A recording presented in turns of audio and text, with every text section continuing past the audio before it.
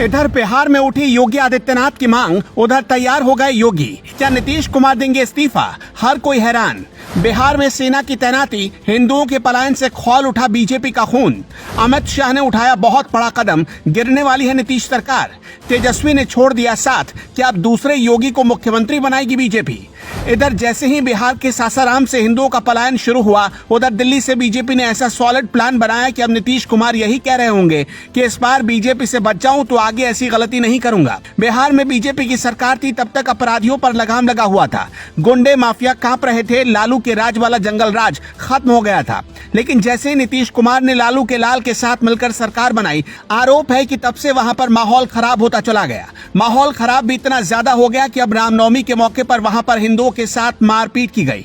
इतना ही नहीं, कई हिंदू परिवारों को धमकी देने का भी मामला सामने आया। मीडिया रिपोर्ट की माने तो वहां पर हालात ऐसे हो गए कि उपद्रवियों से बचने के लिए कुछ हिंदू परिवार घर छोड़ने पर मजबूर हो गए। इसी के बाद से वहां पर ये मांग उठने लगी कि यहाँ योगी आदित्यनाथ के जैसा मुख्यमंत्री होना चाहिए, क्योंकि योगी आदित्यनाथ के कार्यकाल में अब तक उत्तर प्रदेश में किसी भी तरह का कोई बवाल नहीं हुआ है। गुंडा और माफिया थर थर कांप रहे हैं और सरेंडर करने में ही अपनी भलाई समझ रहे हैं, क्योंकि योगी आदित्यनाथ कई बार साफ कर चुके हैं कि जो भी कानून व्यवस्था को खराब करने की कोशिश करेगा उसके ऊपर सख्त से सख्त कार्रवाई की जाएगी। एक दौर था जब यूपी में उपद्रव होना कोई बहुत बड़ी बात नहीं हुआ करती थी, लेकिन एक दौर आज का है जब उपद्रवियों को डर है कि अगर कहीं उन्होंने हिंसा और पत्थरबाजी की तो उन पर ऐसा एक्शन लिया जाएगा कि उनकी 7 पीढ़ियां उसकी कीमत चुकाएंगी। लेकिन अब जब बिहार में चारों तरफ बवाल मचा हुआ है तो वहां की जनता यही कह रही कि योगी आदित्यनाथ के जैसा मुख्यमंत्री हमें चाहिए, नीतीश कुमार किसी काम के नहीं। लेकिन सवाल यही उठता है कि आखिर वहां पुलिस प्रशासन के रहते हुए हालात इतने खराब कैसे हो गए? अब इसका जवाब भले बिहार सरकार ना दे पाए, लेकिन अमित शाह से ये सब देखा नहीं गया और उन्होंने तुरंत बड़ा एक्शन लिया। 10 पैरामिलिट्री की कंपनियों को बिहार भेजा गया, जिसमें सीआरपीएफ, एसएसपी और आईटीबीपी के जवान शामिल हैं। असल में अमित शाह को यह कदम इसलिए उठाना पड़ा क्योंकि आरोप है कि अब तक बिहार पुलिस उपद्रवियों पर सख्त एक्शन नहीं ले पाई है।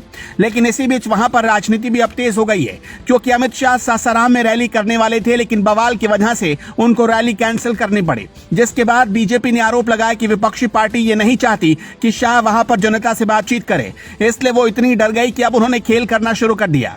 लेकिन इसी बीच अब हालात वहां पर बद से बदतर हो गए हैं। तब केंद्रीय मंत्री गिरिराज सिंह ने मुख्यमंत्री नीतीश कुमार से सीधे तौर पर इस्तीफे की मांग कर डाली, क्योंकि जिस तरह के हालात वहां है, ऐसी स्थिति में लोगों की जान हलक में अटकी हुई है।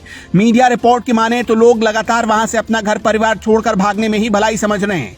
लेकिन ये वाकई हैरान करने वाली बात है, क्योंकि बिहार कोई पाकिस्तान में नहीं, इसलिए वहां की जनता भी अब नीतीश कुमार पर सवालिया निशान खड़े कर रही है। हर किसी के जहन में अब योगी आदित्यनाथ आ रहे हैं, क्योंकि ऐसी स्थिति में योगी आदित्यनाथ कैसे उपद्रवियों से निपटते हैं ये किसी से छिपा नहीं है। अब भले ही बिहार में योगी आदित्यनाथ मुख्यमंत्री बनकर नहीं जा सकते, लेकिन दूसरे योगी कहे जाने वाले सम्राट चौधरी वहां बीजेपी की तरफ से मोर्चा संभाले हुए हैं।